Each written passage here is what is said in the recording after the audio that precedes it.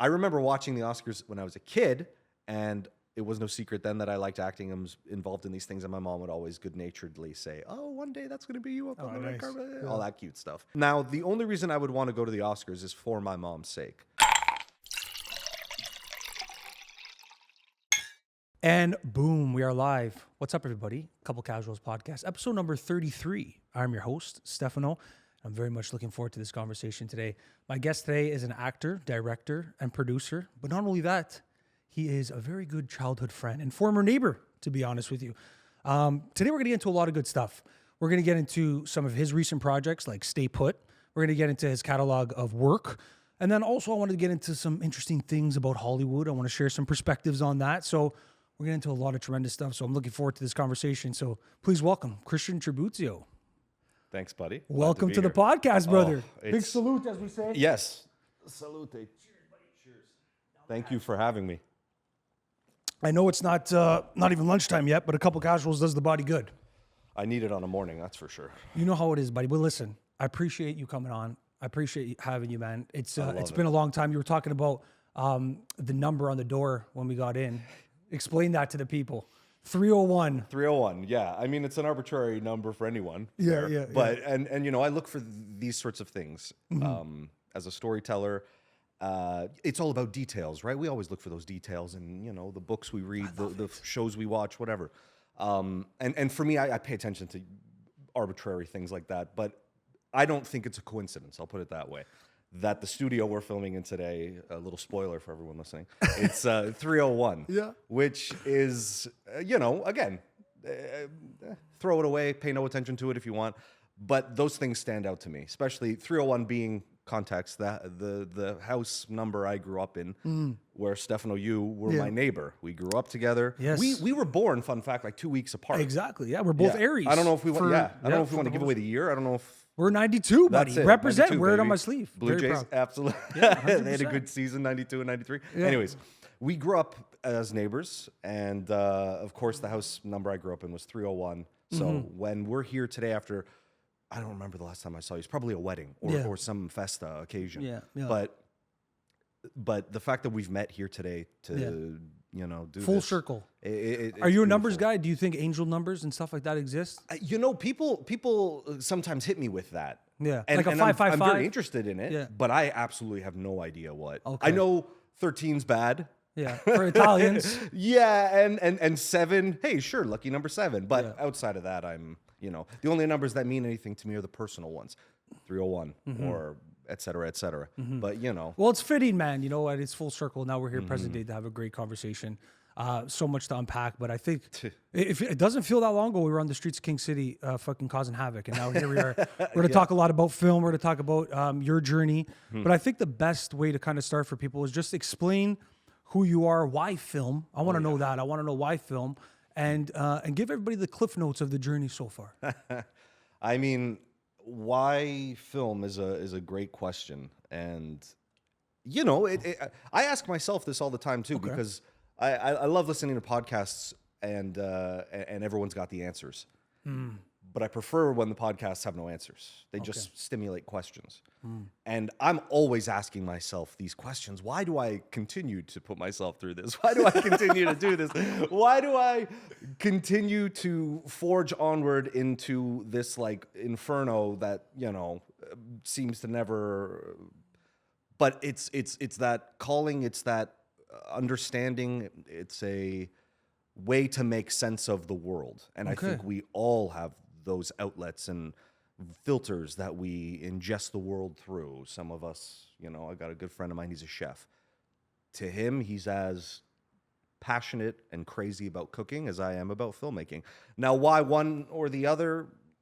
For me, all I can say is from a very young age, I watched a lot of comedies. Probably the same ones that you watched, because there was a very small video store in King City in the 90s across from the arena.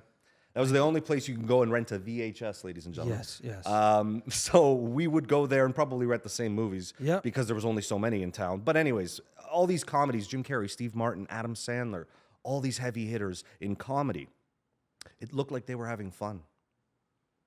Simple as that. And I thought, I want to have this kind of fun. This fun appeals to me. And it never began with film. In fact, from there, in my early career, it was all theater. Okay. Being on stage was electric. Was Is it always like that for actors, or it depends on the person? Or do they go straight into film, or is theater a way, an avenue through that? I suppose it's subjective to the actor or the performer. For me, I felt that it was like necessary. It was absolutely crucial for an actor to start in theater. And then if they were so lucky or if they had such opportunity, move into film. I don't know why. Yeah, I was going to ask, why do you think that is? I don't know. I would watch movies with Al Pacino and all these like, incredible actors, and I'd become infatuated with the roles that they played and the characters they played and the movies they were in. And I'd say, oh, but how did they start? And it was usually theater. It's true. It's true. The craft came from theatrical performance and then sort of migrated into and evolved into performing on camera. And even now, it's so funny because most of the people who take headshot photography of me will tell you I'm more comfortable being on camera or on stage as a character, in a character's shoes, than I sometimes feel being on camera or on stage as myself. Okay, I was going to ask you because I listed you go on your IMDb, it says actor, producer, and director. What do you resonate with the most? And we'll continue the story of the journey, but I want to plug in. But that's totally connected to this story. Yeah, exactly. Because I never intended to be a director. Okay. Or even a producer. It started with writing because it was free. It was an extension of unlimited imagination that I could just pen things down. I remember waking up as a kid, having a dream, and just feeling like I had to write it down. Interesting. So everything started from writing, and it wasn't like I was writing plays at the age of 3 or anything. I was just simple little like poems and funny scenarios or jokes, even something to get a thought going. And then from there, it was, okay, well, now I'm writing all these things, and I want to write, little screenplays or scripts or little actual plays, little one-act plays. And so from there, I found an avenue into writing so that I could put a voice to the words that I was. So acting was the connection to writing. And then from there, I was like, well, now, I want to do acting full time. This seems like the path. And very quickly, especially once I met other like-minded creative people, it was clear to see that it's great to be a writer and an actor. It's very challenging to get your written work published or produced, and it's very challenging to sometimes get the same part as 70 million other guys are auditioning for as well, right? So you have that challenge. And do you resonate with one title more than the other? Well, that's the funny thing. These days, I feel like I resonate with producer more than any other title. Okay, why is that? Well, because I simply had to take writing and acting and go, well, producing is the missing peak of the triangle. Okay. And it's the thing that unites the two passions I have, which are writing and acting. And if I can perhaps, produce some of my own work, maybe then I can show people that, hey, I'm worth casting in your movie, or hey, maybe you want to read my script. Well, and because of that, I've been fortunate to produce a lot of other people's work as well, not only my own. And that is often more gratifying. I think it shows a lot of versatility, right? It shows artillery in the bank. Right? I think you have to be, right? Yeah. I mean, just like yourself, there's not one thing that you can. It's beautiful. I wish I could like fully invest into acting, performance, the craft, and all that like completely. I wish I could, much like I did when I was in university. I wish I could just fully dive into it and almost immerse myself in it fully. But it's not as practical. Well, one feeds the other, I would imagine. I want to That's talk it. about university too, but before I do, there's a lot of things, even just with people, there's identity sometimes that people can struggle with, right? I like I was just explaining to you, I never stop. One point I was DJing, doing this, that, and the other. And I've experienced that too. Like, as you're a growing man, you're figuring out, who am I, this, that, and the other.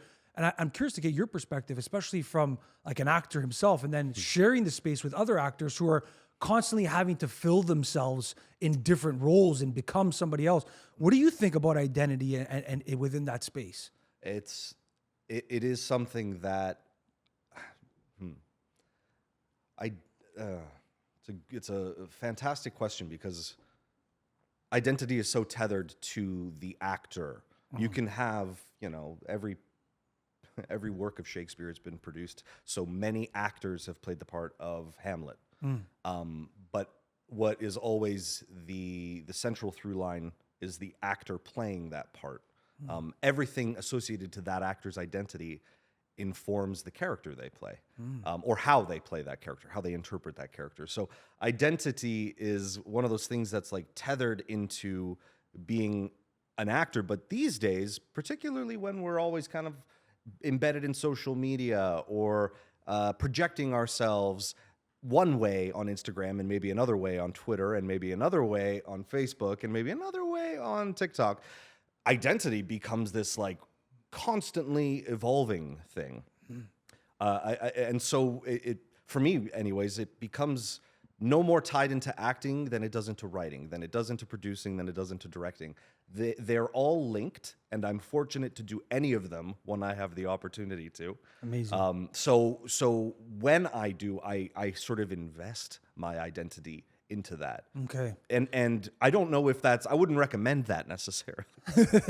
I'm not saying like, do what I do or anything, but I'm saying like for me, especially with this latest film, Stay Put, that I've directed, that is something that I just said, okay, particularly post-pandemic, I am going to carve out a year of my life and fully commit to this production entirely. Okay, that's I interesting. am literally going to devote my identity to it, whether I want to or not. I mean, I'm acting in the film, okay, that's one element. Directing it, sure, it's a huge piece. Producing, great. Making it, a reality, because otherwise what's left is just the written word, the script as a writer. And that's phenomenal, but that's very much step one. So, but I guess what I'm saying is, to answer your question, I personally identify with every role or hat I wear throughout the production. But I have to self-check. Yeah. It's one of those things too, where if you're going from a DJ set to something else, you're in DJ brain while you're in that mode, and then I got to jump to something else in an hour. Bang, my head's somewhere else. No more is there a truer reference for that than on set. When I'm on set as a producer and actor and writer and director, I'm wearing all four different hats simultaneously, and yet I'm also only wearing one hat at one time. Because you are Christian Tribuzio at the end of the day, right? But that's the name they gave me. Yeah. I haven't changed it, though. Everybody says you should change your name. I'm like, Why would they nah. say that? No. My dad likes to joke. He's like, give yourself a name that's like catchy and like, easy to go with. And I'm like, yeah. But I want to carry the name that I've got. And so that's part of the identity as well. I wasn't born in Italy. I was born here, but my parents were. And that name is something that I represent. And that's part of me, who I am. And I think that's something to be proud of. Oh, absolutely. I can't imagine changing it, because it would feel as though I'm being inauthentic to my own identity. And authenticity is so important to every single hat I wear. Yeah. So when I'm writing it, full authenticity to the writer. And then as soon as I'm done writing it, as soon as I'm like, I think this is ready to go, my producer brain kicks my writer brain out. Creativity is such an interesting thing to me, Christian. And it's so weird, because I could at any point be wrong, or just too hasty, or I'm sort of I'm self-reliant, sure, but I am motivating myself to have the sort of discipline to know when each role is each role is done. And so when the writer brain goes off and the writer hat goes away and the producer brain comes on, the producer brain is now telling the writer, hey, page 6, this line, cut it. It's not going to fit anymore. The writer loved that line, me. The producer comes in, and now they understand that we're trying to make a film. And while a script is a wonderful, beautiful text, it doesn't always translate so easily to the screen. And so that's where the producer comes in. And of course, if I'm acting, then I have to shut all those voices out, except maybe the director brain a little. I can leave a little bit of the director brain in. But if I'm acting, producer and writer are gone. Right. They have to be. Otherwise, what am I? I'm certainly not Christian Tribuzio, but maybe I'm not the character I'm playing either, because I'm somewhere in that headspace of producer and writer influencing the character. So many moving parts. I mean, it really is. it's not always like that. Right. This But was just the creativity latest is like product. that, right? It's the controlled chaos of just moving parts of many different brains and hats that you have to wear, especially as an actor, producer, and director, right? The It's controlled chaos interesting. is the best element. Yeah. You know, when you're spinning and suddenly one of the records skips and you go with it. You have to go with it as well as being able to know when to let go a little bit as well. Right. So the writer lets go of some of the things that they cherished so that the film overall can be better. Now, usually, like I've worked on films with 50 people in the crew, whatever, large crews. And that's wonderful. I love it because you get to see all of these voices come together and sort of a collective. Yes, exactly. But when it is my friends and I working on our independent projects, we're wearing many hats at the same time. And that's not something we feel is detrimental or not something that we're like, trying to pressure each other. It's absolutely something that we enjoy doing. It's something that we, after many years of working together doing it, feel that we can kind of speak telepathically almost. How much difference is that working with like the shared space with somebody you work with so long versus new faces? Oh man, I mean, I always welcome new faces. Of don't get me course, wrong. because that's how you learn, I'm sure. Oh, right? man. Different ideas, different creatives. There's so much to know. Like we started making movies, whatever, when we were 15, and I still work with these people now. I hope we're better than we were when we were 15. but it took that long to form that sort of unspoken bond, that connection, that creative wavelength that we all ride when we're in the same room. And it's a bit like, to use Oppenheimer, the new movie that came out as a reference, those scenes when the sparks are hitting the ground and they're going off and it's all happening at once. That's sort of the energy It's in the just room. right. Yeah, the chemistry is good, and it frees you up and liberates you in a sense where you can feel creatively open, understood. You're not afraid to perhaps be vulnerable, and maybe that is more difficult on a set with brand new faces. Okay. There's a lot of courage that it takes to follow through on your opinion or your belief, and the writer has that belief that I have written this thing. I want to see it go, from page to screen. And every single voice in that room is following that objective. We're all trying to get toward the same goal. We're all trying to take this script and make it go from page to screen. And everyone has their contribution to that. Yes. And that's really wonderful. Any opportunity that there is to do something with creatively open and like-minded people, sign me up. You're putting thoughts into actual real life. What you touched on Christian at 15. I want to kind of go there a second. Let's talk about that for a second. You at 15 and then making that commitment to film. What was that like? And then that journey throughout your life to now sort of present day.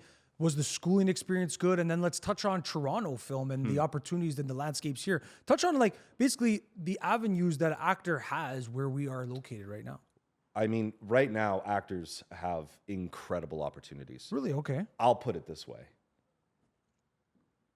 And this is just going to be relative to my personal experience growing up, ours really, growing up in the 90s and then seeing technology kind of boom in the early 2000s.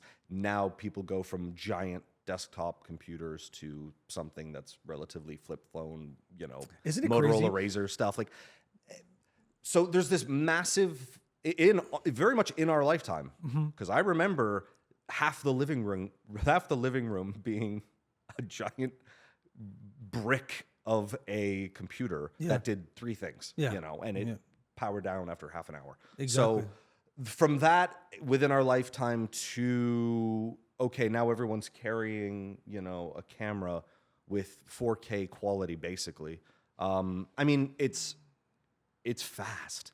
And being sort of involved with theater at a young age and then kind of making that transition into film, especially when I found other like-minded people, that opportunity was sort of propelled by the technology at the time. But if you look at the movies we were making at the time, you go, oh, these were made probably in the But the early thing is, 2000s. what I think is interesting about our generation is we saw not the like we were pre-advancement of technology and then common day advancement of technology. We have AI and stuff, which I'm going to get into a little bit later just to get your opinion on it. But it's just amazing to see the transition. And we're a unique generation because we were there pre-social media and now we're here post-social media. So we kind of saw both of it. And there's a lot of generation common day where they're in it now, where it's happening now and that's all they know. It's wild to imagine being born now and being like, oh, I don't have to, hold a little camcorder camera with a flip out screen and film a movie on it. Like, There's something awesome about that. oh, I mean, I wouldn't take any of that experience back. I guess the opportunities that are present now for young actors and creatives to share their content, that is pretty awesome. I can't deny that. Right. However, when it comes to me, I am precious about one thing, and that's sort of distinguishing. Yeah. Although I suppose it may put me in hot water, but I distinguish between a content creator and a, say, filmmaker or, movie producer. I can appreciate that. And it's not because I'm trying to be highfalutin or put people into different, sections. It's really that, I mean, we don't even make movies on film anymore, so even the term filmmaker is somewhat antiquated. But I prefer that because content seems just so disposable. And it's just so like, oh no, I mean, yeah, here's my demo reel from this year, but now it's gone and deleted forever. And it's like, that's too bad that there's just this short shelf life to content, which seems very disposable and immediate. Film, on the other hand, cinema, movies, I don't know. Maybe it's my personal bias, but I think they just last longer. There's something about them that is meant to be timeless. And so we want to see these things age well or not age well. You watch a movie that was great in the 50s, maybe it doesn't hold up so well now. Regardless, this time capsule of a movie is like a diamond in the rough. Well, a lot of projects are so timeless. You look at a thing like Godfather, like, will that ever get old? Like, I hope not. Yeah, you look at these certain things, and that's where it's kind of piggybacking off your point there. There's some authenticity and some vintage appreciation for film versus the disposableness of just the content creations, the rapid pace, 30-second clips, stuff like that. Maybe that's what it is. Like I cherish the fact that Martin Scorsese is still putting out 3.5 hours movies, and Which I'm going to get into a little bit. Say, you go sit your ass in a cinema for 3.5 hours, and don't you dare take an intermission. Yeah. And Hold your pissin'. I appreciate that. I mean, it's bold to ask anyone to go into. Look, Stay Put, the film I just am putting out. Yeah. 23 and a half minutes. And sometimes I feel like asking people for 23 and a half minutes is like asking them to give me $1 million to put into the film. It's that level of, how do I manage to convince someone to donate their time or donate their money or whatever? But the point is, just asking for 23 and a half minutes to me sounds like I'm asking for 3.5 hours because they're used to much shorter content, which is fine because you can absolutely get through it and ingest more in a shorter period. But the double-edged sword of that is we then lose all focus when it comes to something more long form, and we're not interested anymore. To be honest, I'm somewhat a victim of that. Like, we all are. Yeah, we all are. I have to really be intrigued and interested by film in order to stick around for the full hour and a half or whatever it may be. I don't get into as many shows. For some reason, I'm stuck on my go-tos and I stick with them. And everyone now and again, I'll jump in. But you mentioned Stay Put. Let's dive into it for a second. Explain the film. Talk about it. Let people know what it is about, and if they can go see it, where do they see it? Oh, absolutely. I'll jump right to the part where they're able to see it. So this is actually very fortuitous timing because I've just submitted the film to just under 20 festivals. Awesome. Around the world. A lot in the States, a lot in Canada, because I'd like to be able to go visit the film if it screens, and I would love to be able to bring an audience. Can you explain that process? Because I'm genuinely curious. What is that like? Like getting I want to talk about Toronto International Film Festival with you too. And I'm curious to get an idea of how do you get your film in a film festival, and then also like the difference between that and then like big projects. How do big projects get on big picture? So what's that like? I mean, there's, as we were saying with social media and stuff, there's so many ways for young creative people to get their work out there, whatever that work is, whether it's digital content videos of them eating sandwiches, whether it's music videos, whether it's, videos of their art that they're showcasing to the world through TikTok and whatever. There's so many ways to put your contributions out. Film festivals are an interesting and somewhat enigmatic practice, because it is banking on the filmmaker. Film festivals exist because of filmmakers. Okay. And filmmakers like myself, we yearn to have our films still presented on a big screen. If we didn't, film festivals probably wouldn't be doing so hot. That's not to say that film festivals wouldn't exist without screenings. Plenty of them are done online, through online presentations and people tuning in at the same time. Especially during the pandemic, we had a couple of festivals that played our films only virtually.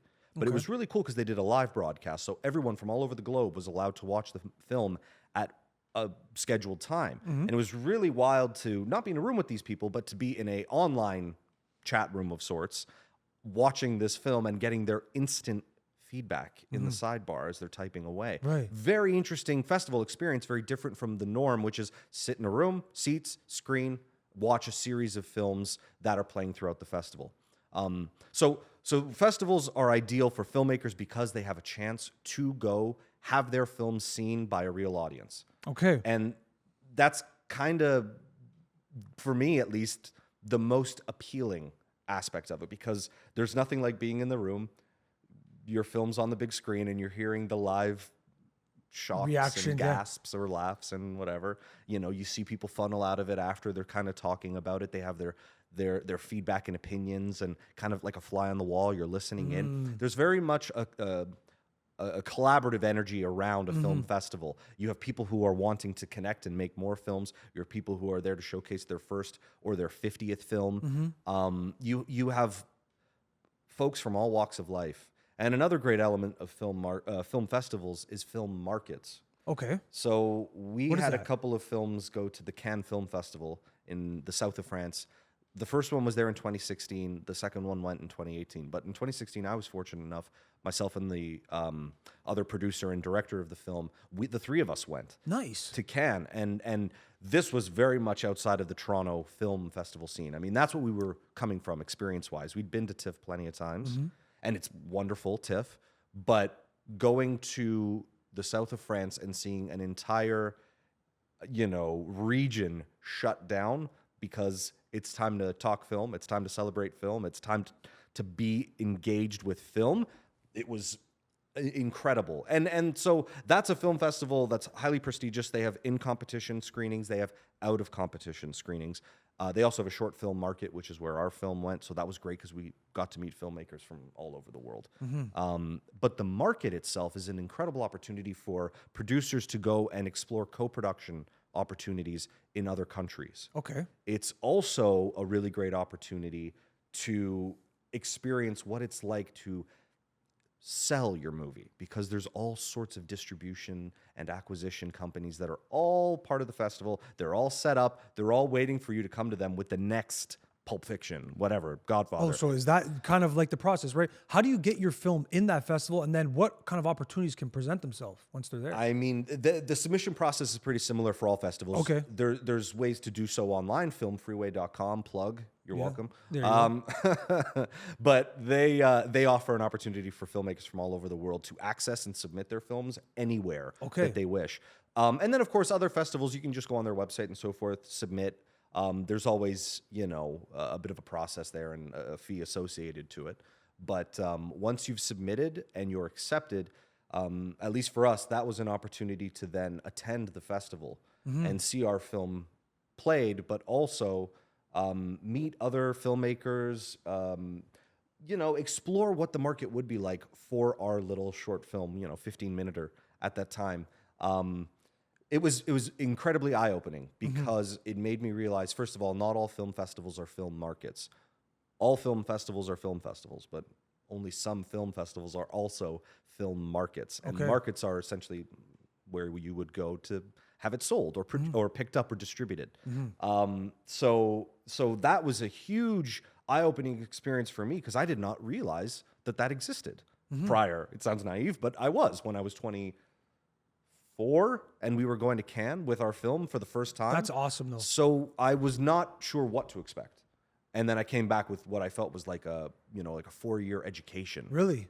In 2 weeks. And I was like, oh, now I understand. It was great because on one end I was like, man, I feel like I've had like 10 steps forward in terms of my career. But it also made me realize so much and put things into such a perspective that I was like, oh, I actually feel like I'm further back than I was. Why is that? Well, it just made me realize like, oh, if this is the avenue I want to go down, if this is the path that I'm going to pursue, I now understand what it's going to take to do it.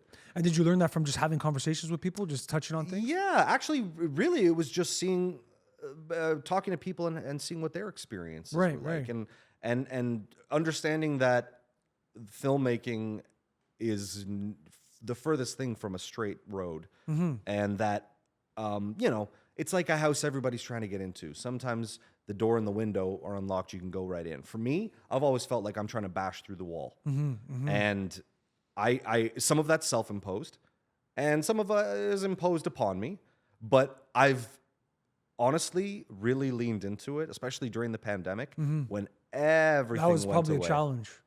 Well, everything went away, including the job and career that I had worked years to put myself into. And I'd kind of, it was ironic actually, because in 2019, I didn't work on a single film, not one. And I haven't worked on a film in some capacity since I was 15. So for me not to do a single project in the year 2019 was monumental. I thought, here I go trying to boost my career, which was unrelated to film. And really try to set myself up well for the future.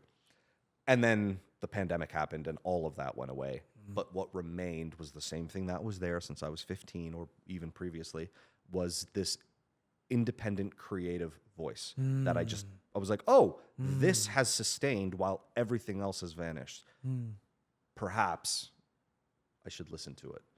And that year alone, 2020, we produced 2 films. 2021, we produced, I don't know, maybe 4 or 5. 2022, we produced another handful. And then that's why this year I was so, and throughout that time I was working on the script for Stay Put. It was about a 2-year process that I wrote a few drafts for, some 10 pages, some like 45 pages. The final script came out to somewhere in the middle, 20-ish pages. And that was the one that after 2 years of writing, and now it was 2023, we had produced, nearly 10 short films. I'd felt, okay, damn it, I'm putting my foot down. I'm going to do one now. And this thing that I do has to spill out of me. It has to literally like pour through me, because otherwise, what am I doing it for? I got to invest as much of me as I can into it. And so from that point onward, it was February of this year, 2023, we went to camera.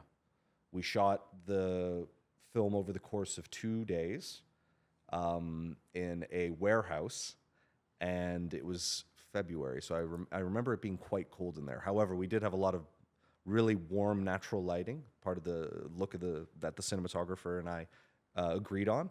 So anyways, yeah, it became very warm in there once you have all this crew standing around, and so forth. But yeah, anyways, at that point, we'd filmed it over the course of 2 days, and it spent about 6 months in post-production. A lot of that was me working with 3 really talented musicians who made original music for the film. That's amazing. And I don't know why, but necessarily, I mean, I'm influenced by a lot of great filmmakers, of course, but music is so utterly important when I'm making a film. I cannot separate myself from the music that's in the film. And so for me, the music sets the tone, it sets the vibe. It aids the emotions in the story. Yeah, it's everything. You know, when you're listening to, when you're stuck in traffic and you're just bumper to bumper and you're just in the dead silence of a car, and you pull out your phone or you turn on the radio, what have you, and you put on a song, any song, whatever it is, and it immediately influences the mood. What's that song for you? Or band? Oh, man, recently, Krangbin. What's that? Krangbin is a group out of, I believe, Los Angeles, but it's 3 members, and it's like psychedelic, electric guitar, Okay. vibes, good jams. Like it's sort of atmospheric and moody. And I don't know. I just lately it's something that I can put on even in the midst of the worst traffic trying to get out of Toronto, Which is always bad, by the which way. is it's never good.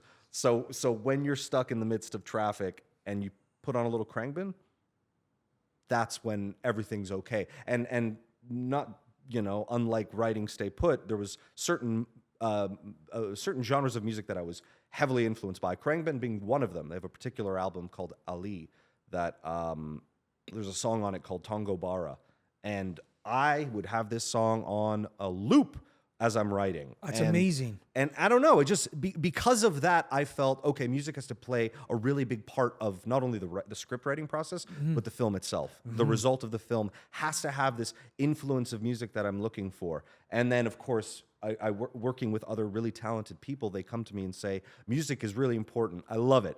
The music has to be beautifully done for the film, but also, what about the moments of silence? And that's why you need a team. Can I touch on a moment of silence? Do you Please. remember Godfather 3 at the end when his daughter gets killed? You have to appreciate that. A lot of people don't like Godfather 3. Look at Godfather 3 at the very last scene. Al Pacino's one of his greatest performances. The last scene, his daughter gets killed. Spoiler alert, if you haven't watched Godfather at this point, I don't know what to tell you. Yeah, honestly. The final scene, his daughter gets killed by accident, I think it was, or did they shoot her on purpose? But regardless, she got killed in the process. it? Yeah. I think, or they were trying to kill somebody. Okay, not too much spoilers. We're leaving Right. some of it open-ended. Exactly. Go find out why she got killed. But she got killed. And Sofia then, Coppola, by the yeah, way. yes, she got killed. Yeah, that was the daughter. Right. She got killed, and then it must have been post-edit. They silenced It just immediately his scream, and it begins to show his scream, and then it goes silent, and then it ends off with this amazing just pout of a scream. It's just a tremendous scene, and it's touching on that point of you said silence, but that scene has so much power to See, it. and it resonates with you. It matters Big to you time. I think more. about that all the time. Beautiful. And that is, I mean, a director is a director, but a director is never the only one calling the shots. The director's primary responsibility is to have opinions and then listen to others when they come in. And particularly when they're coming in from, I don't know, producers whose opinion matters to you. Your editor, big. Which I'm sure that's where that happened, right? Oh. Would you agree? I'm sure they didn't plan for that. Absolutely. And then post-edit. We worked with a bunch of musicians. I kind of gave them a range of music that I wanted to inspire them. Right. They came back to me with a bunch of tracks, and my editor and I just sat in the room together, listening, watching, kind of, would this work here? Would this work there? And eventually we found it. And the most rewarding aspect of it was that my instincts were not correct. Really? It was, I mean, that's the beautiful thing. I don't have all the answers. How exciting is that? Yeah. If I knew all of it, I'd suck. Yeah. Because I'd be the worst person to talk to. They'd be like, "Oh, this fucking guy knows everything."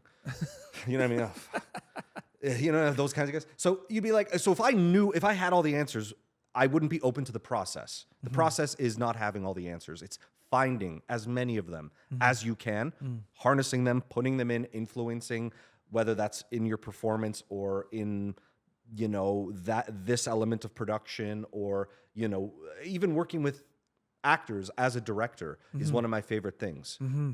Because as an actor, you bring so much, you inform the character with so much, and it's rewarding to find other ways to go around it. There's a term, bag of tricks, that I don't know if they still use this term anymore, but when I was in university, when I was studying theater and drama for 4 years, my instructors would always refer to a bag of tricks.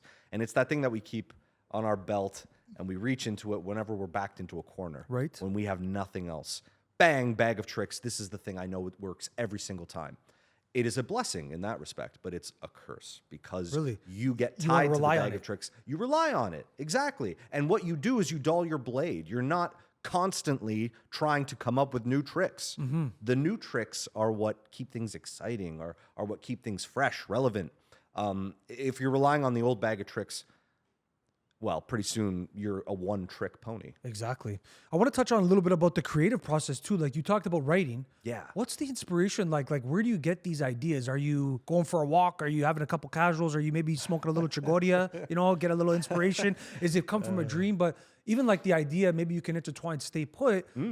Where do the inspirations come from? Where then it comes from thoughts to pen to paper? Where, speaking from your perspective. Chicoria is always helpful. No. For the non-Italians out there, you can take a wild guess what that is. Yeah, it's a green herb. But Exactly. no. I for stay put, honestly, it started as a very simple idea. I liked aesthetically, the idea of a scene playing out between these two henchmen and this guy who's tied to a chair. And the two henchmen are trying to figure out what the guy in the chair knows. And what the guy in the chair knows is where this briefcase is located. And this briefcase is their boss's property. They got to get it back, So the stakes are immediately heightened. Yeah. So I wrote about 3 drafts with that kind of formula in mind. And the title Stay Put, the notion of everyone is stuck in this room came very much out of, well, we're in the middle of a global pandemic. I'm stuck in a room. We are stuck in a room. I have to get some of these thoughts, feelings. I have to express myself somehow. And I can kind of mirror some of my feeling into the situation these characters are in. They're forcibly stuck in a room and they cannot leave. And so working with that simple premise, I did a couple of drafts, and then I think it was my 4th or 5th, whatever the final draft ended up being, I eliminated the character in the chair entirely.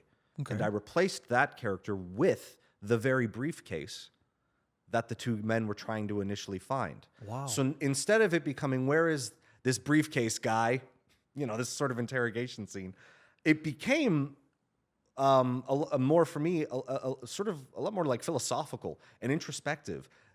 These two men, these henchmen, these goons, these toughs, they have a task. And it's guard a simple briefcase in front of them. Whose briefcase is it? Their boss. For all intents and purposes, we got Chris Moltisanti, Paulie Walnuts in a room with a briefcase, and there's Tony Soprano saying, keep an eye on it. So working with that little premise, I kind of kept writing and writing. I found the first thing I started with, the very first thing I wrote on the page before the title was a bit of a monologue that Artie delivers, the character that I play.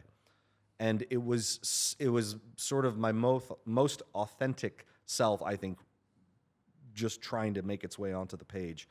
I'm going to see if I can recall. Artie looks at Emilio and he says, "Look, we're young guys, vital.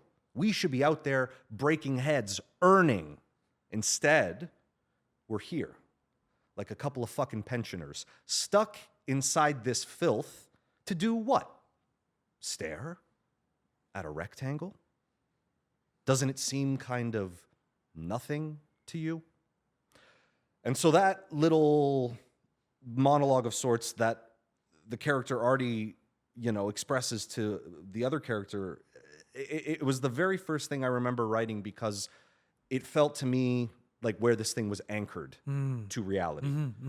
And then from there I could, explore and expand a little more. So that's when I said, okay, Artie has the same voice right now that I have, at least in this line. He feels like he's sitting there doing nothing, contributing nothing. He wants to be contributing something. He's an able-bodied 30-year-old man, like I was in the midst of the pandemic, turning 30 in that pandemic, not sure what the future would look like, not sure if I'd be ever making movies again.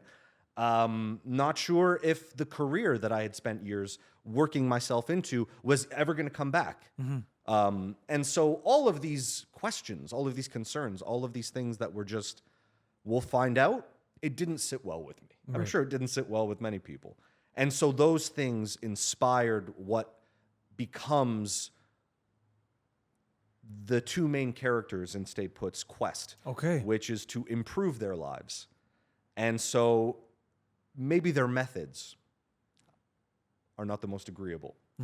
They, instead of, following through on their simple task, guarding this briefcase for their boss, they decide, hey, if we took it and said somebody else did, we might be able to get away with it. And then at a later date, we go back and we take another look at that briefcase, and whatever's in there is ours. So it starts off as a very simple scheme between them. But it was important for me to appreciate that these men were friendly, were getting along, and that very quickly that would deteriorate. And much like people and the toilet paper debacle of 2020,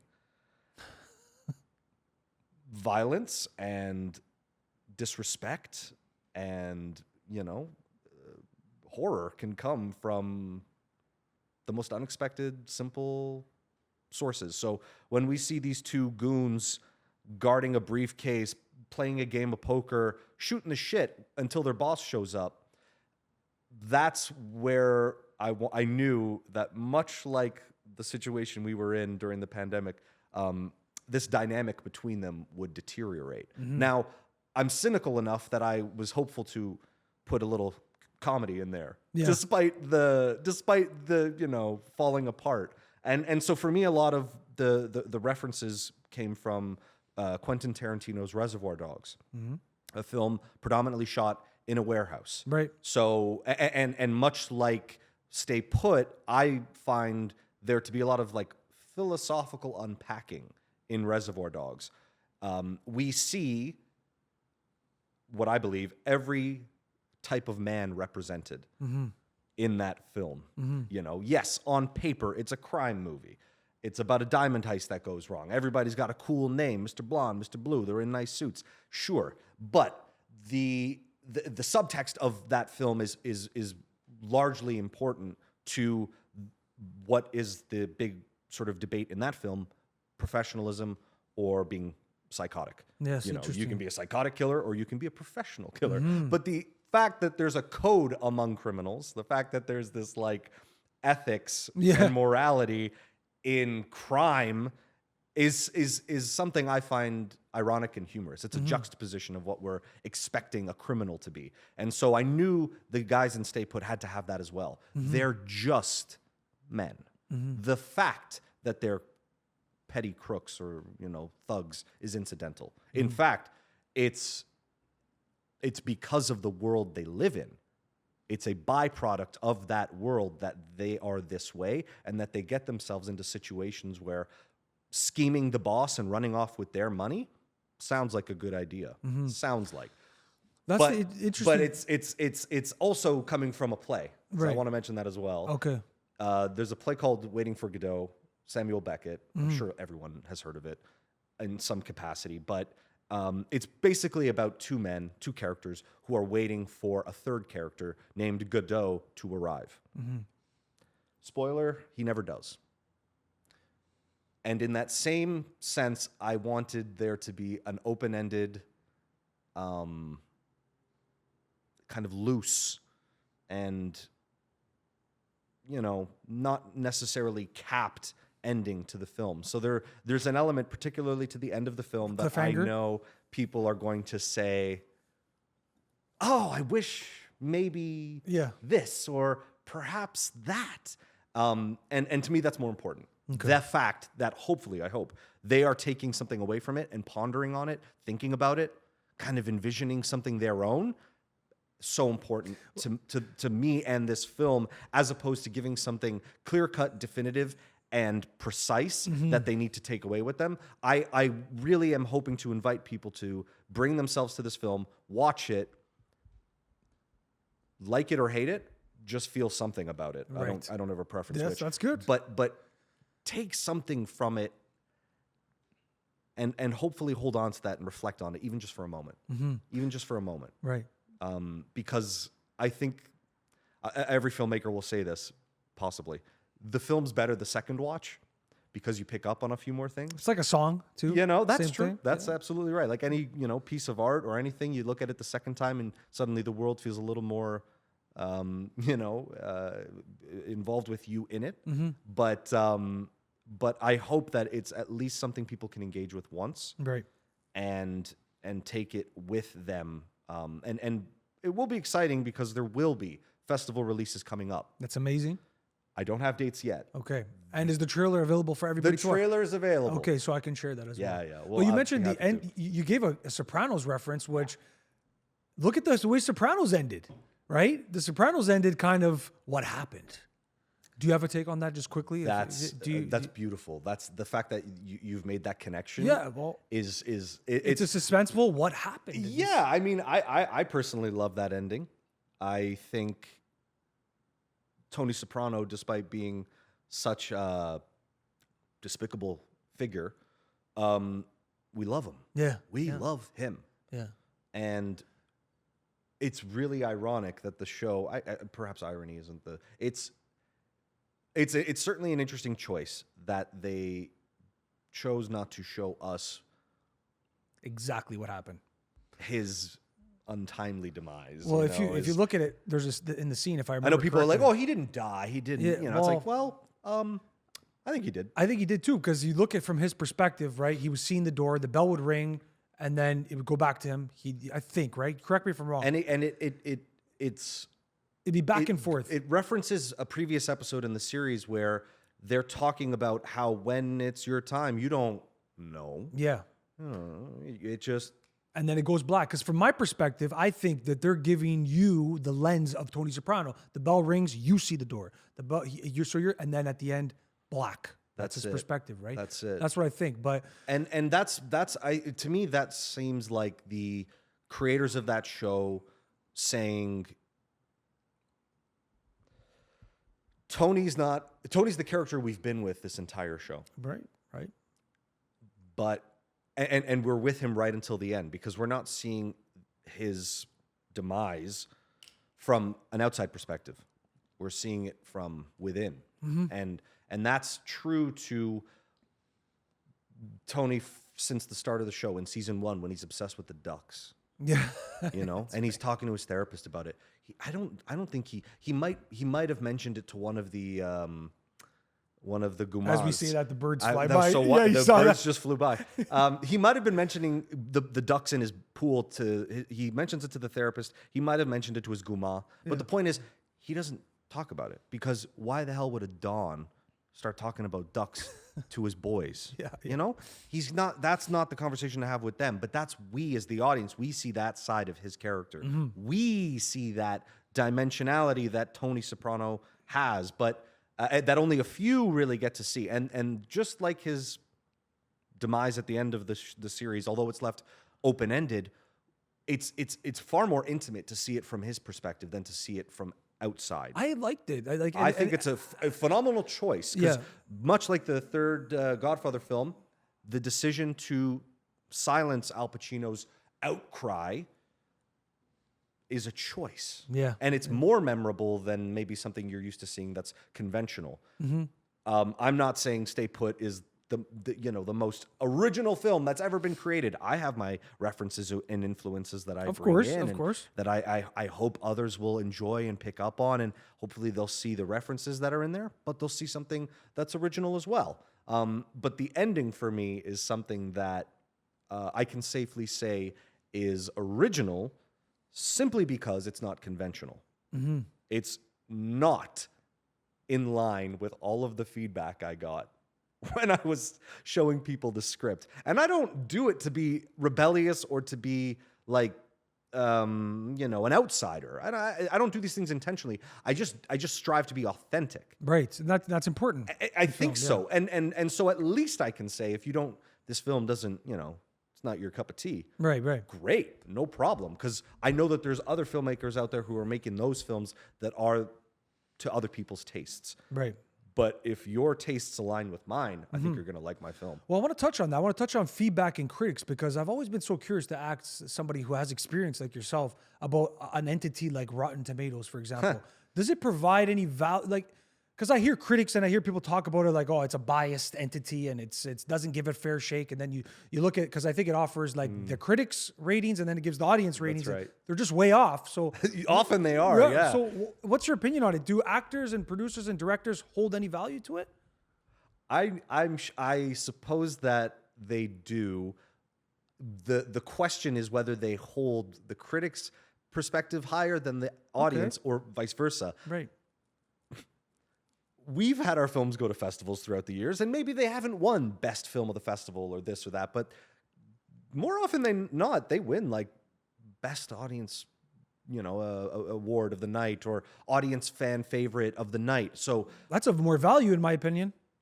that's what I'm of the opinion of. I don't discredit anyone who's made a life of critiquing film and devoting themselves to watching films and promoting them, because that's what I love to do, is talk about movies and promote them. And I don't even have to talk about my movies. I'll just talk about other movies and promote them. But so anyone who's willing to form an opinion, a critical opinion on a film and offer that, I'll salute. Great. There is value in that too. But for me, the audience is the one watching the film. And ultimately, there's going to be more of a general audience than there are critics.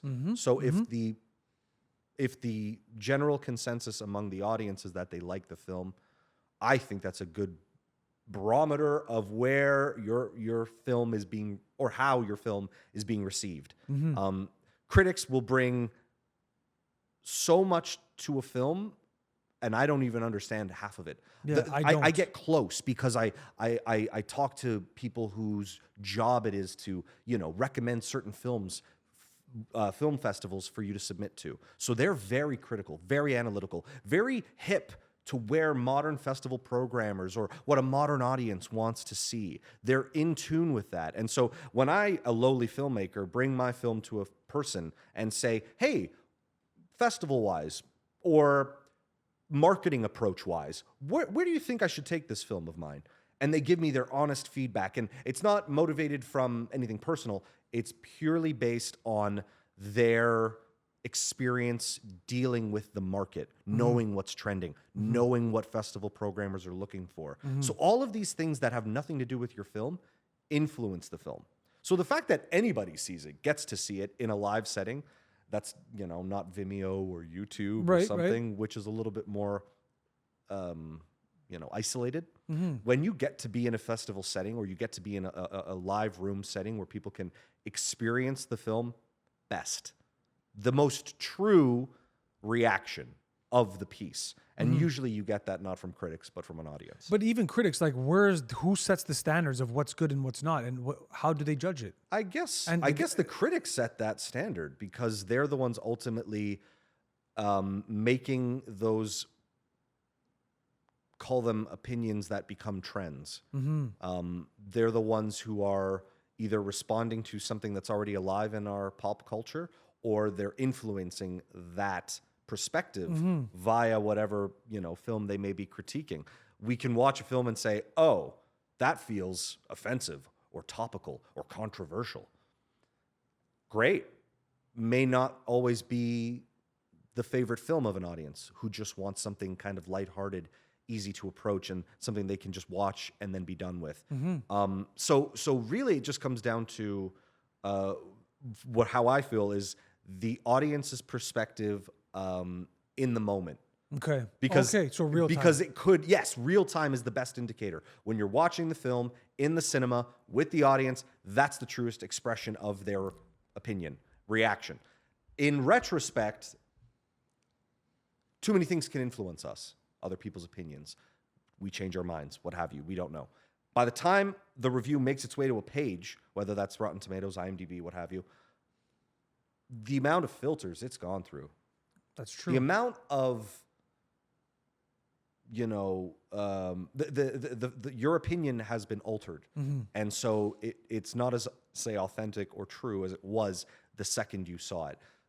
which is why if we're at festivals and we win some kind of audience choice award for the night or best fan awarded film, to me, I'm like, oh, wow, that's a real honor because everyone in this room, or at least the majority of them, has experienced a positive reaction to something that I've been able to, work on. And I think there's nothing better than that. I really think I don't know that a critic's approval will mean more to me than that. I can appreciate it. But I want to talk to you a little bit about the Oscars because I know I have mixed feelings on it, and I want to get your opinion on it because I value it.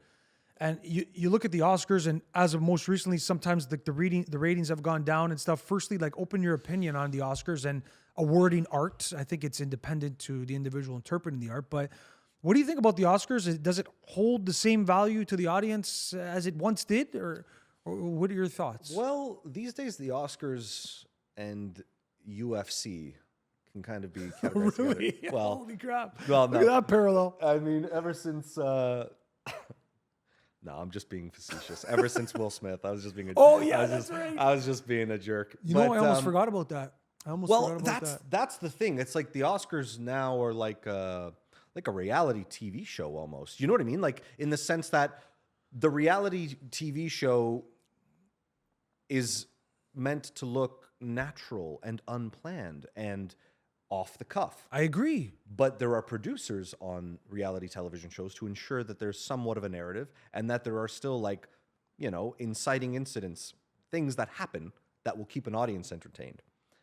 I remember watching the Oscars when I was a kid, and it was no secret then that I liked acting and was involved in these things, and my mom would always good-naturedly say, oh, one day that's going to be you up on the red carpet, all that cute stuff.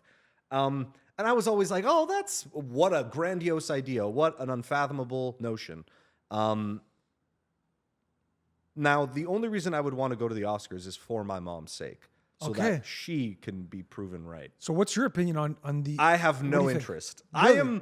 I suck at... Okay, here's the thing. I respect that there is an industry way to tell stories, to make movies. And God bless that, because it ensures that people who work hard are looked out for. However, independent film, for me, has, and I think will always be the way.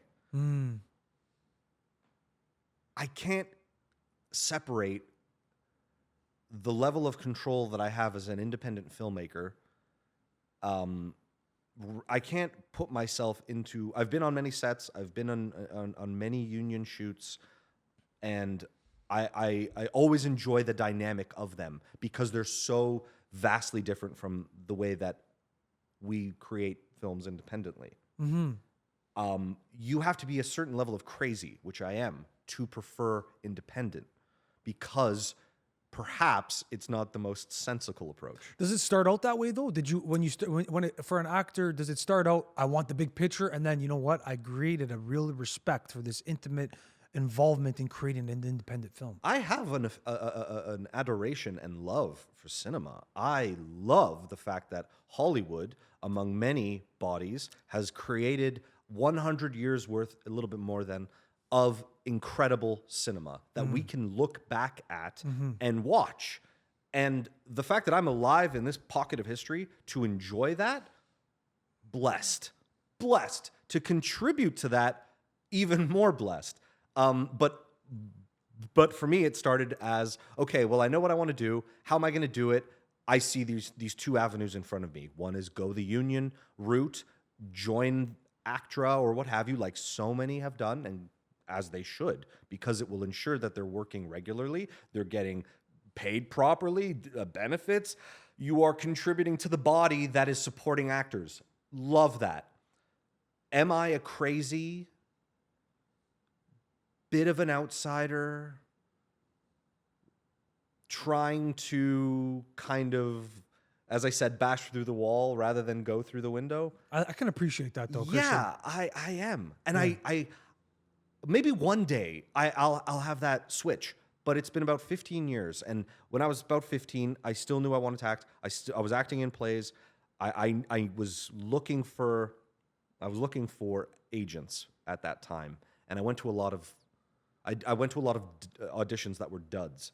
money scams, grabs, this, that, the other. Somebody asked me the other day, what's the best way to get into the film industry? And I said, you're in the film industry. Just tell yourself that. Just be a part of it. Because there's no warehouse or headquarters. There's no official document. There is no body that is going to bestow upon you the right or privilege of being a filmmaker. You command that. You say, I am going to be a filmmaker, even if it kills me. And then eventually it will. No, but and that's just it. So, you know, for me, I just said, I'm going to do this no matter what, because I see the options in front of me, and it's either option A, go at it on my own, or B, seek the help that I would like to get, and maybe I'll find it.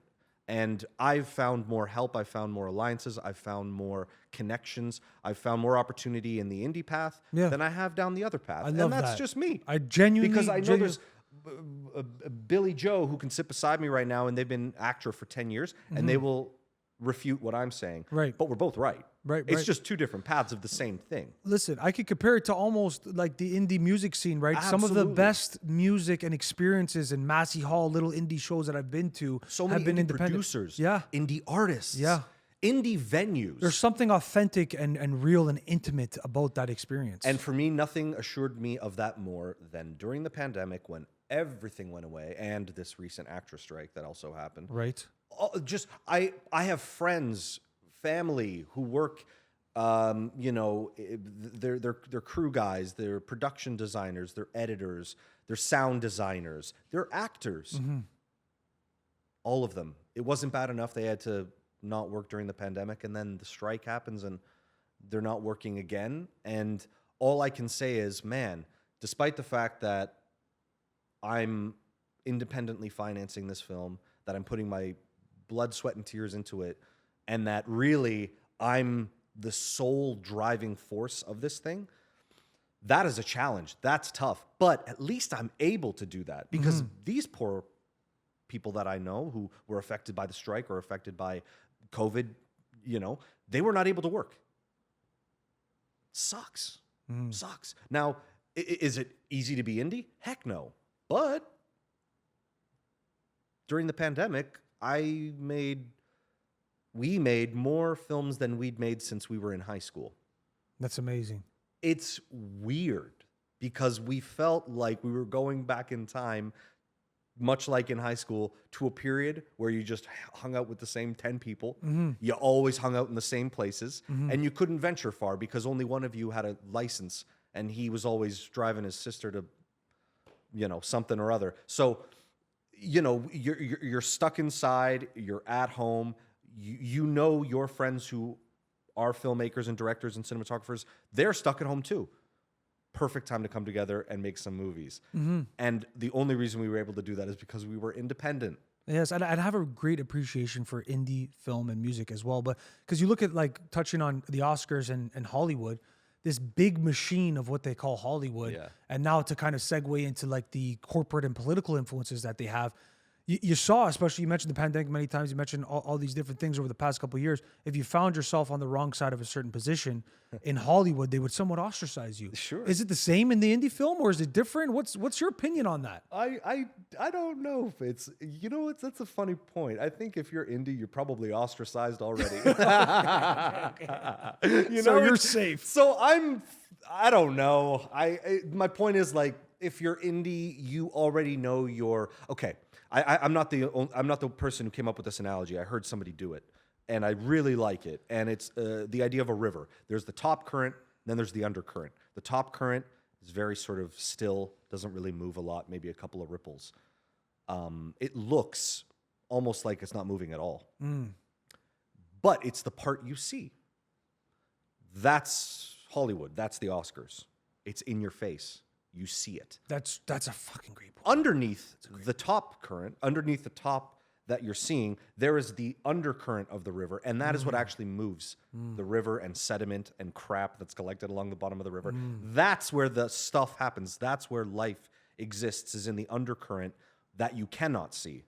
And that's where a lot of indie artists like myself, whether they're musicians or painters, sculptors. I have a friend of mine. She makes incredible pottery. So all of us indie folk, we're just that undercurrent. You can't see us, but we're there and we're fighting, and that's where things are happening, moving. So do I feel ostracized? No. But do I feel as though my voice will never be as loud as the mainstream on the surface? Yeah, I know it won't. That's why the Oscars don't necessarily appeal to me, because it's a wonderful aspiration.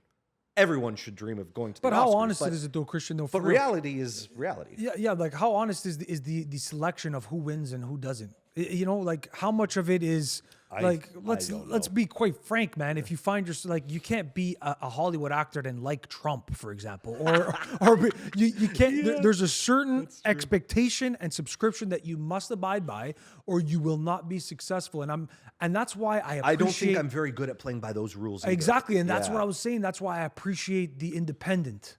I shoot myself in the foot knowing I'm independent, but that's okay. I willingly hobble.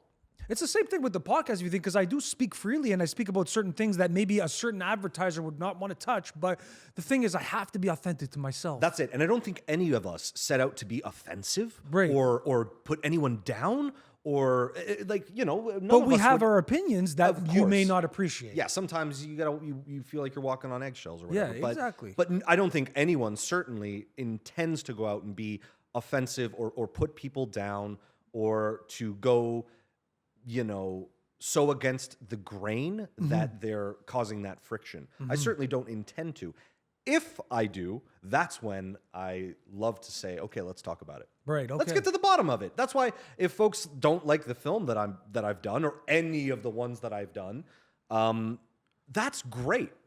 I would enjoy hearing their honest opinion, as opposed to the opinion that is just going to say, put a smile on my face or make me happy. Yeah, because that's a value. And sometimes the real shit. Sometimes you get that I imagine. I don't know. Yeah. In Hollywood or at the Oscars or whatever. Yeah. That the political influence or the fact that someone's in that year is going to influence a decision more than the merit of the work they're doing. I'm a merit guy, which is,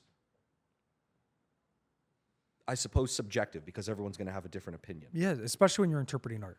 Yes. So I love a piece of art. I say that holds a high amount of merit to me. Billy Joe over here is going to disagree.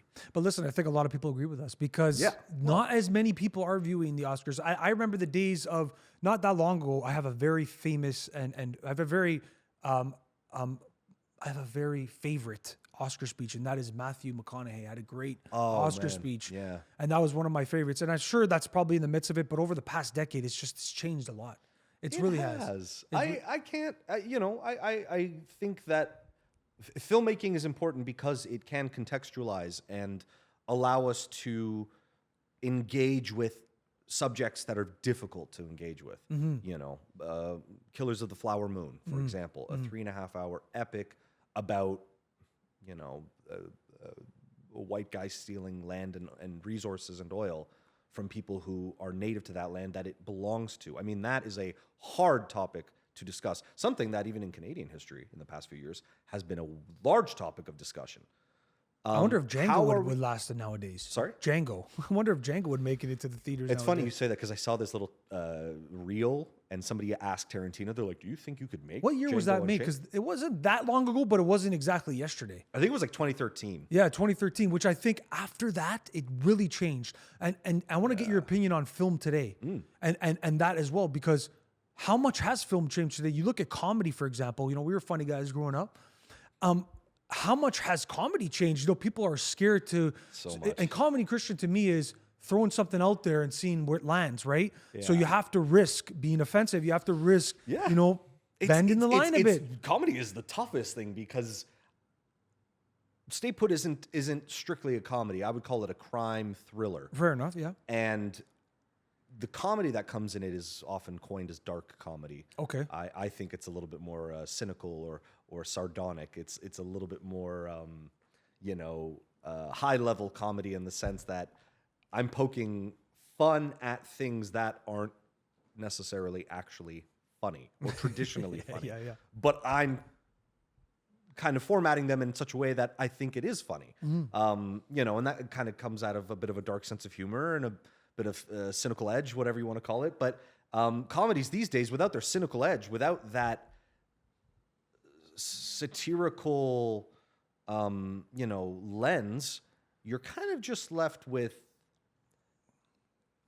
a very... It's a black and I don't know how to describe it, but it's like a curated, not as so funny, tasteful comedy. Like, has there been a recent comedy that you found funny? Like, I'm genuinely curious. Only because it was so irreverent and outlandish was Sausage Party. Sausage Party with Seth Rogen, yeah. An animation. You can kind of get away with certain things in an animation. And that movie was so raunchy and wild. I was like, I can't believe they're making something like this. Because the last film I'd seen like that was probably, oh my goodness, the one with Michael Cera and Jonah Hill. What, Superbad? Yes. Oh, I think that's where that's a because that was like the pinnacle of, I don't know if there's going to be another movie like this again. That was a revolution. It was somewhat, especially those actors too. You look at Emma Stone. That's true, for their careers. Yeah, you look at Emma Stone. You look at Jonah Hill in particular. Emma Stone's like an Oscar winner now. Speaking of which, I have a lot of respect for Jonah Hill, man. Really, he was very versatile. He was started in comedy, and sometimes people get encapsulated by that identity. We talked about identity, you get locked into comedy. Jim Carrey. I think Vince Vaughn fell into that as well. He had a lot of struggles too. He had that film before the whole comedy thing. What You're So Money? What's that one? Yeah, Swingers. Yeah, Swingers. Right. And then he got kind of like connected to like the Wedding Crashers kind of thing. You get typecast in Hollywood as well, for sure. Yeah. The casting directors, audiences, they see you a certain way. Hard for them to see you outside of that way. Another reason why I like indie. Yeah, okay. I am not typecast in independent. I am not held to any particular genre or type of role or character even. I can be as, weird as I want. Like we did a film in 2015 where I put on a prosthetic suit and a silicone mask. And I played like a 90-year-old woman. That's amazing. I swear we did this. That's amazing. Was it the best use of our funds at the time? Maybe not. Maybe not. But you did. Was it fun?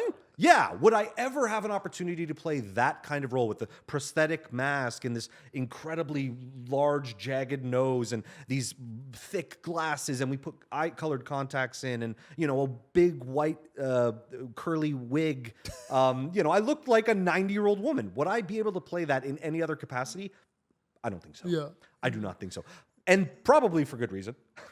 But I certainly wouldn't have that opportunity in something that was outside of the independent scope. Right. The only reason we're able to do these sorts of weird and wild things as independent creators is because we're not necessarily as constricted. Yes.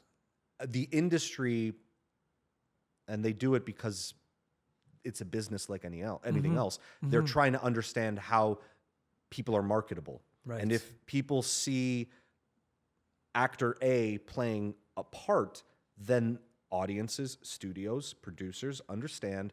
Audiences can understand that actor playing this part again.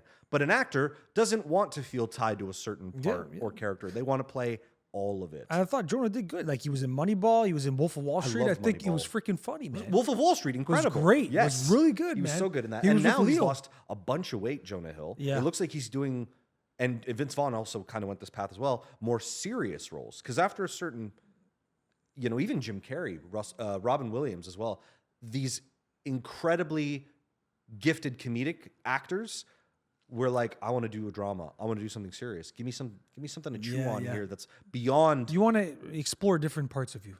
Yeah. Totally. And touching on film today, a couple last topics here. I want to get your opinion on the streaming services. You look at, we talked about so much appreciation for the theater experience, the Coke and Pepsi and beautiful movie. But I'm concerned a little bit about, you look at subscriptions like Netflix, Apple, and Disney. How much do you think that that's taking over the movie experience? I mean, I'll put it to you this way. There's a movie that came out recently, David Fincher did it, called The Killer, with Michael Fassbender. And I was desperate to see this movie in the theater. Okay.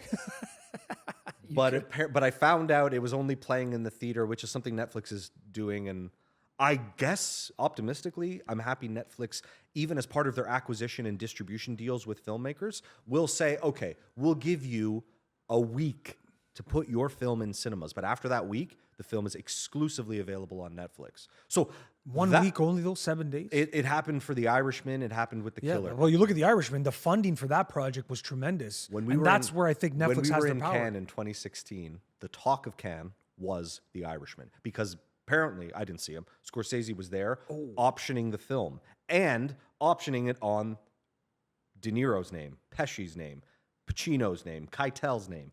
All of these actors that had been part of Scorsese's family for years, and now all of them coming together to do this project for Netflix. Well, Netflix eventually acquired it. I think it was like the largest acquisition at that time, like $100 million. Yeah, it was crazy. Just to secure the rights for the film before it even went into production. Yeah. It was basically like name power, Scorsese, blah, blah, blah, blah, blah. Oh, there was heavy. And so at that time, it was the talk of the town because it was like, this is the biggest movie. Cut to, I don't know, 3 years later or whenever the movie came out. And I remember sitting at the Tiff Bell Lightbox in Toronto in my seat, packed house, packed. And somebody's in front of me in the row, and they turn around to their friend and like, did you know this movie's 3 hours long? It's like, I mean, when you bought your ticket, it said 3 hours long. But more than that, it's like, are you really going to complain about a 3-hour cinema experience? It's a Scorsese film. Like have some, I don't know, open-mindedness toward the experience, because that's what Scorsese cares about. And this, I don't know, to me it seems like this dying breed of filmmaker who is interested and cares about your experience in the cinema, as opposed to, yeah, you could watch it at home on Hulu. Is it taking on over? Amazon, on Netflix. For me, again, this goes back to the double-edged sword that we were speaking about earlier with all the new social media opportunities there are for young creatives to get their work seen. I'm old-fashioned. It's not something I chose to be. It's been a consistent pattern of behavior for a long time in my life. It's intrinsic. Exactly. And so my old-fashioned preference is to have my ass in a seat in the cinema with other folks looking at a screen, watching a movie be projected. Love that experience. For me, there's nothing better except a theatrical experience going to see a play. The two have the same live kinetic energy that I thrive in. And I believe is important for audiences to experience art. You can experience art at home on Netflix via streaming networks, but you're going to take a break every 15 minutes to check your phone. 100%. Go to the bathroom, grab a snack. You're distracted. And what should be a kinetic, intrinsic, live, experience becomes sort of dulled. I'll give a perfect analogy. Watching a stand-up show from your living room on Netflix can be great, but watching a stand-up show in person in a comedy club with a leaking pipe and the smell of beer and wet socks, that's the fucking feeling. Going to see Bill Burr. Yeah. I haven't seen him live, but I can only imagine. My sister actually has. Yeah. She loved the show. One of her favorite comedians. Everyone loves Bill Burr. I could listen to the man speak all day through his podcasts, his comedy specials. Love him.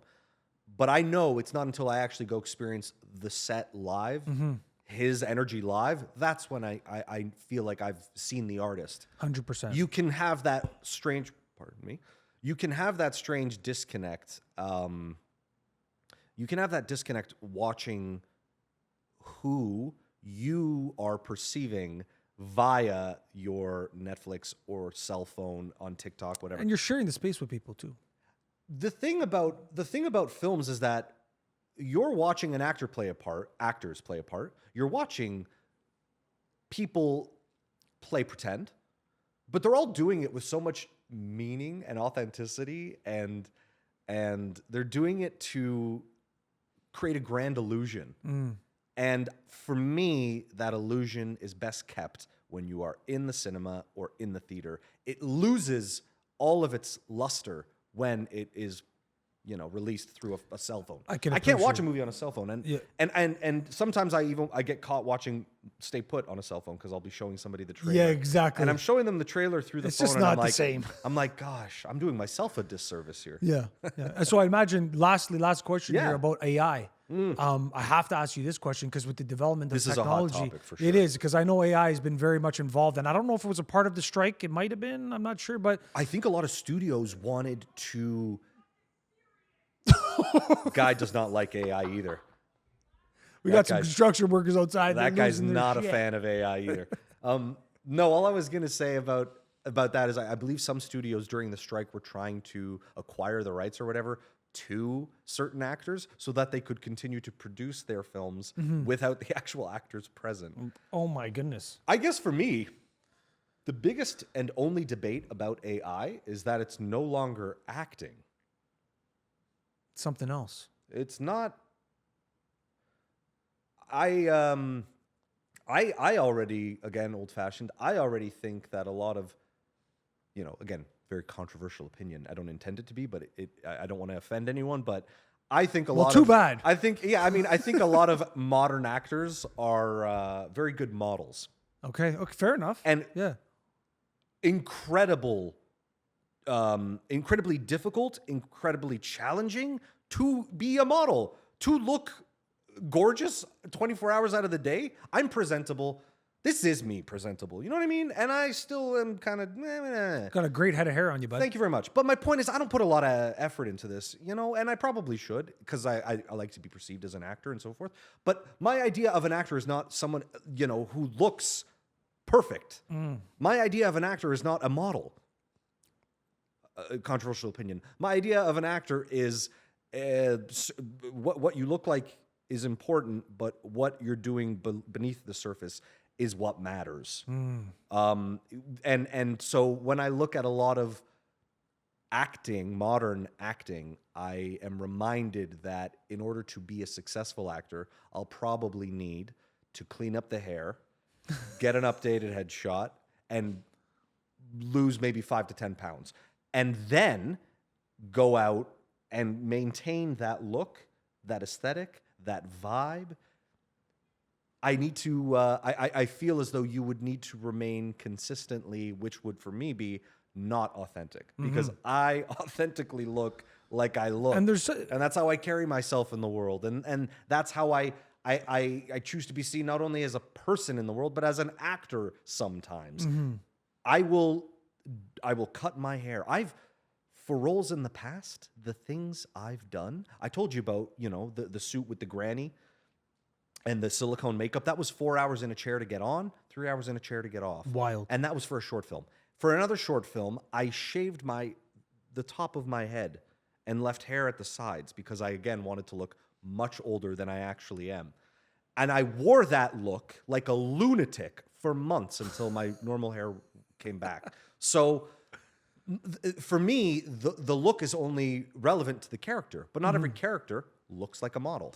Yeah, but AI is not also just... And AI is only interested in the look. Yeah, right. And There's nothing internal happening. There's no reality. And even the creation of writing too, though, like That's a very good point as well. That's the interesting part about where I was going. But again, the craft being the focus and Yeah. the craft being the one thing that is left out of the entire...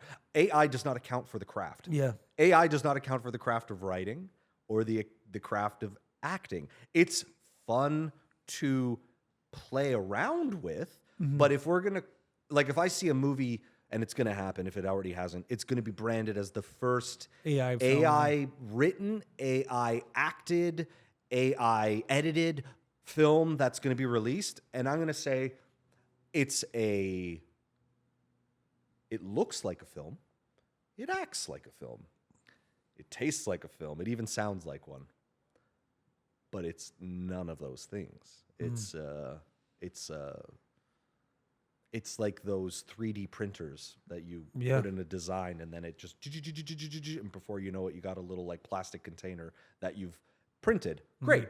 Yeah, it technically looks like a plastic container, but it's this strange, odd, anomalous thing that is meant to replicate and look identical to the product, but it's not the product. I think a lot of people agree with us too, because I think human touch will be paramount to the AI addition that we have in this life today. But speaking of humans, last question I have for you here. If you were to sit down and have a couple casuals with one actor or director, dead or alive, who would it be and why? Oh, wow. That's a good one, I think. That's a phenomenal one. Jeez. Dead or alive too. Dead or alive too. Yeah, that really opens the door. There are certain there are certain actors whose careers I look at and I'm like, man, if I could have that career as an actor, oh my goodness, if I could play those roles, unbelievable. That would be the dream. But that's in being interested in somebody's, career or artistic output. If I could just sit with a creative person, living or dead, and his name has come up in this conversation earlier, I think for a multitude of reasons, I would likely pick Martin Scorsese. I love it. And that's because he may not be an actor and he may not be a writer, but he understands these things. He understands the craft of acting, the craft of writing, producing, directing, editing, sound design, the frame, the importance of the frame. He's someone whose brain I would not be able to stop picking. Yes. That It's would be a complex. conversation that would last and last and last until he was sick of me. Yeah. So, I would choose to have a couple of casuals with Mr. Scorsese if I could. I think it's a great answer, and it was a great conversation, Christian. I really appreciate you coming. Thank you, man. We got a final segment on Couple Casual Podcast, which I call Salute. Salute, Italian, Salute. It's the final segment. I give an opportunity to the guest to kind of send us off with a word, a line, or a quick cheers, like the way we do it, like a quick salute. So I give the floor to you, Christian. What do you got for us? That's lovely. Well, first of all, thank you for being here today. Thank you for entertaining me, for hosting me. Yes. This has been an amazing conversation. Thank you. I'm really glad we could connect and have it. And hopefully it's a conversation that continues to go. Yes, sir. And continues to reach interested ears. Yes. And to everyone, all I can say is thank you. Thank you for your time. If you're interested in seeing some of our movies, I'd be happy to share them. And if you are a creative person, or even if you're not, but you have an impulse or you have a drive, a passion to do something, follow it. I love that. Follow it. I love That's all that. I'll say. Christian, that's a big salute for everybody. I appreciate you, and best of you. luck to you. I'll share everything. Yeah, I'll in send the you some bio. links. Yeah. Send me the links that you want me to include. I appreciate your time, and all the best to you. Thanks everybody for listening and watching. I love you, nobody else. Ciao.